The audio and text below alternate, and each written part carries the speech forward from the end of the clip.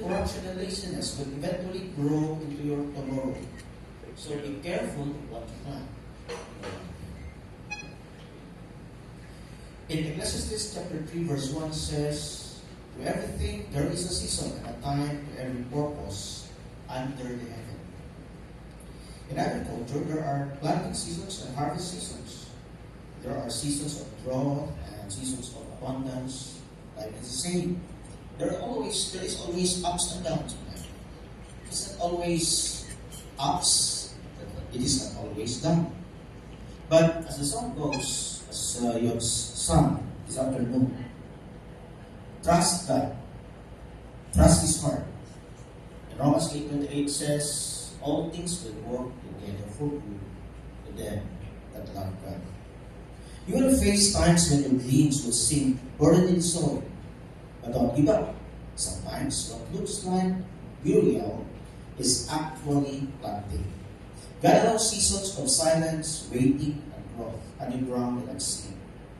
As agricultural graduates or other courses you have chosen, you understand the patience of the farmer. Be just as patient in life.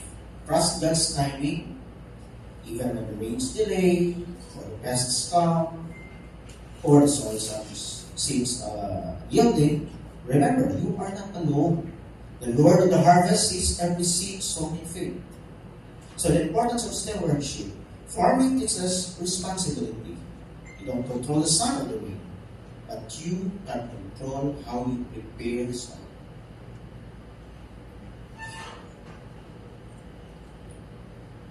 So God has given each of you a field, your skills, your knowledge, your influence, your relationships, and these people are be good stewards.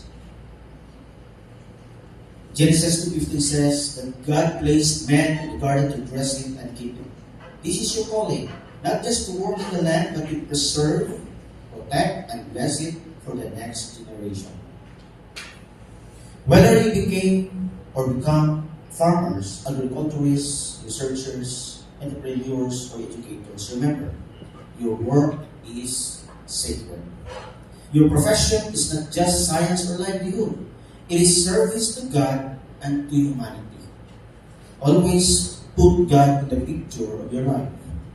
The greatest harvest, while crops are important, the greatest harvest you can ever reap is a life lived in service to others and obedience to God. That's why my call sign is epignodos. That is the Greek and the Hebrew word for servant. It's very different when you think of yourself as a servant of God in any calling you may have. In Acts 9:5, Paul said, "Who are you, Lord?" And the Lord said, "I am Jesus whom you are persecuting. It is hard for you to kick against the pricks." You know, sometimes we think we are doing things for God, but we are doing the opposite. Sometimes we are being deceived, or we think or we thought that we are doing it for God.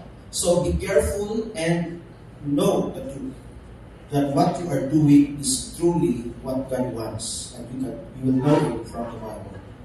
In Matthew 9:37 says, "The harvest truly is plenteous, but the laborers are few." Beyond physical fields, God is calling laborers into spiritual harvest. Those who will not cook or will not only grow crops, but grow communities, heal the land, and share hope. Never forget that agriculture is ministry. You feed the world, and in doing so, you reflect the heart of Christ, who fed the hungry, cared for the poor, and called himself the bread of life. Don't just aim to earn a living. Aim to make a difference. In every field you till, in every person you heal. Let your life be understanding of faith, excellence, and humility. And as a conclusion and charge to you, graduates, as you go forward today, take these truths with you. Sow what is good, and you will reap joy. Embrace the season, and you will grow. Be a faithful steward, and you will be blessed. Keep your eyes on the eternal harvest, and you will never be without purpose. Today is not just an end. Graduation is not always an end. It is always a beginning. a new journey, level up in your life. The soil is ready, the seeds are in your hands. Now go plant with passion, work with wisdom, and harvest with hope. And above all, let God be your Lord in your field. Congratulations, class of 2025. May your harvest be plenty and your hearts remain faithful. God bless everyone. Thank you.